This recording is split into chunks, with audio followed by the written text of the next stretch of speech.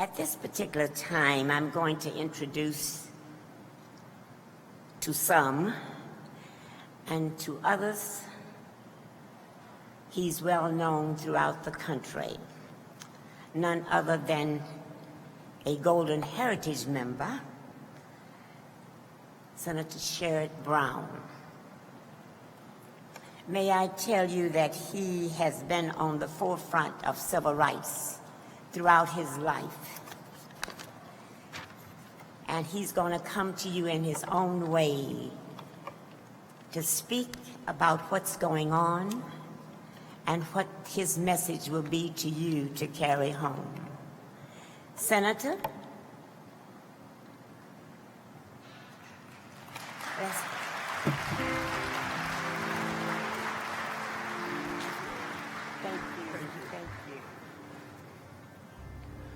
Ophelia, thank you so much.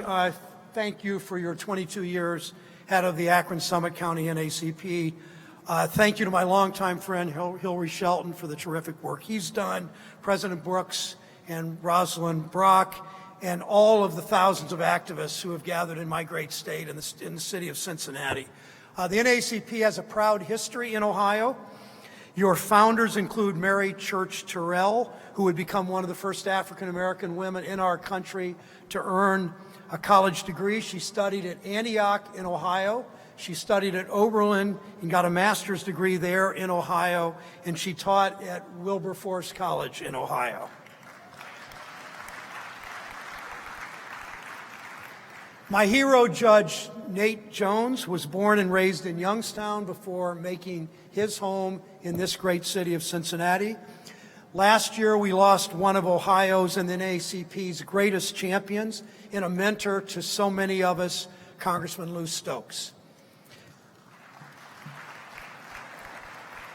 Let me tell you a brief little story about Lou. Just 3 days, well, 2 days, Sunday night before the 2008 historic election, my wife Connie and I had the great honor of standing backstage awaiting Senator Obama's arrival and stood with Congressman Stokes, with Reverend Otis Moss, who had served with Dr. King as director of the Southern Christian Leadership Council in the Cincinnati area in the 1960s, and with his wife, Edwina Moss, awaiting President Obama's arrival in front of 80,000 enthusiastic Ohioans. I listened to these three veterans of the civil rights movement, tearfully at times, exultantly at times, swelling with pride at seeing their generation's hard-won victories make possible the election of our first African-American president. You know the thoughts you had, you know the trepidation you had leading into the election, and you know the relief and the joy that we all had on that election night in 2008. It was a profound moment that I'll carry with me the rest of my life, as so many of you will. We've achieved so much under President Obama's leadership, yet too often recently, that moment of hope that I had with Reverend and Mrs. Moss and Congressman Stokes and Connie, that moment that I had of hope backstage feels distant. It's disheartening that in the United States of America, in 2016, that there's still a need to defend the affirmation that Black lives matter. When we say Black lives matter, we of course do not discount the value of all people. Rather, we acknowledge the fact that special attention must be paid to the disparity between African American men and women and their white counterparts, and the racism that deepens those discrepancies. We must acknowledge that too many young Black men are being taught by their parents always and by society that they must put their hands up when they see police instead of being encouraged to raise their hands in the classroom.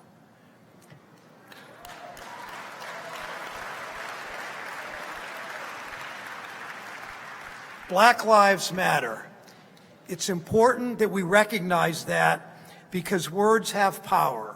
They are precursors to our actions and inspiration to our activism. So let us say again, Black lives matter, and let us work together to make Black lives better. In too many communities, the trust between our citizens and our officers who have sworn to protect them is strained on both sides and must be rebuilt from the bottom up. As President Obama said yesterday, we as a nation have to be loud and clear that nothing justifies violence against law enforcement. Attacks on police are an attack on all of us in the rule of law that makes society possible. We know and the President knows that the overwhelming majority of police officers are dedicated public servants who risk their lives to keep us safe. As we saw in Dallas, they are the brave men and women who run toward the gunfire. We're grateful for their service and sacrifice. I ask all of us to keep the officers protecting peaceful protesters in my hometown of Cleveland this week on our minds during the Republican National Convention. Our heart aches for the families of Lauren Ahrens and Michael Kroll and Michael Smith and Brent Thompson and Patrick Zamarripa, who died protecting peaceful protesters in Dallas. Our hearts also go out to Montrell Jackson's family, the families of Matthew Gerald and Brad Garofoli, officers in Baton Rouge. Our hearts also go out to those families. Our hearts ache for the families of Sam Du Bois and Sandra Bland and Alton Sterling and Philando Castile and 12-year-old Tamir Rice from Cleveland. My wife, Connie Schultz, is a journalist in Cleveland.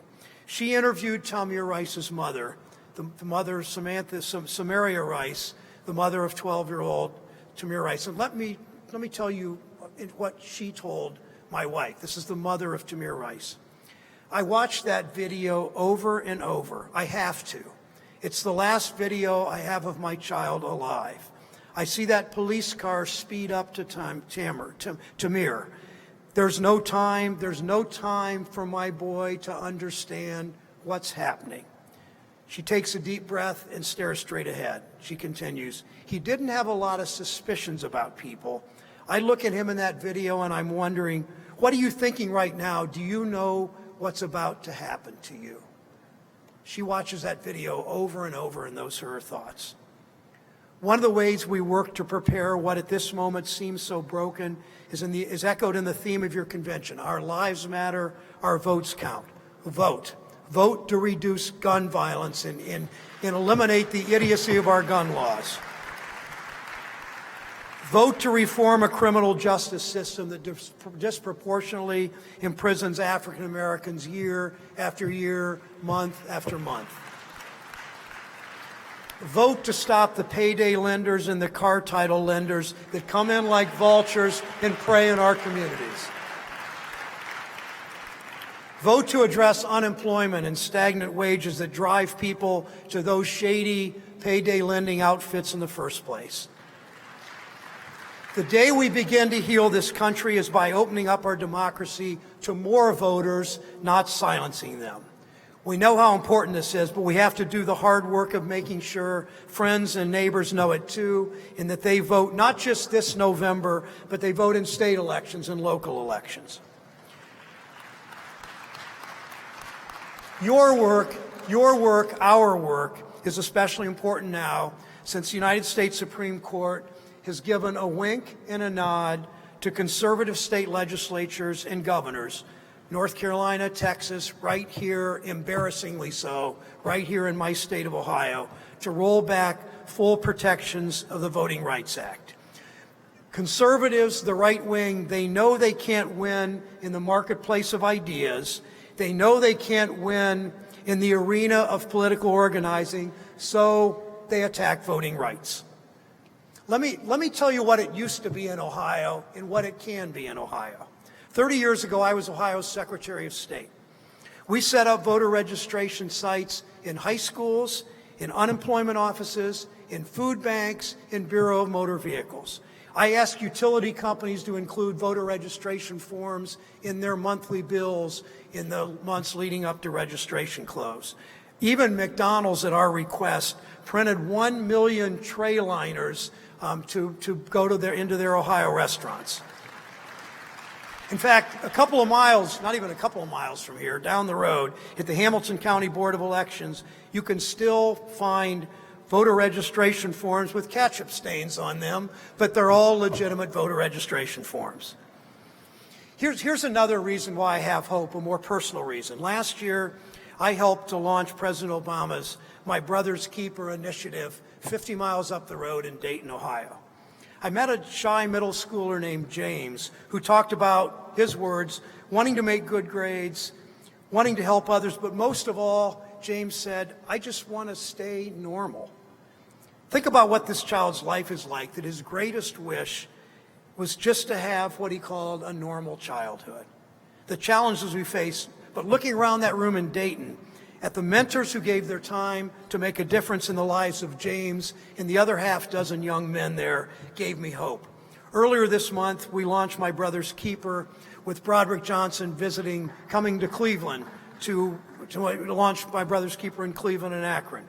I met a young man who went from serving 42 months in prison to owning his own small business with plans of owning his own home very soon. That gives me hope. It gives me hope remembering the words of a young man named Edward, who at our My Brother's Keeper roundtable in Akron said he thought at one point in his life that he would end up in jail or dead, but thanks to his mentor, he now sees himself in a future for himself at the University of Toledo.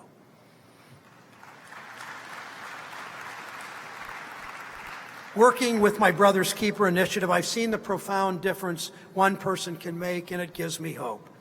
Looking around this room today, that hope is multiplied by all of you. If one person can change the world for a child, imagine the impact all of you and all of us can have working together.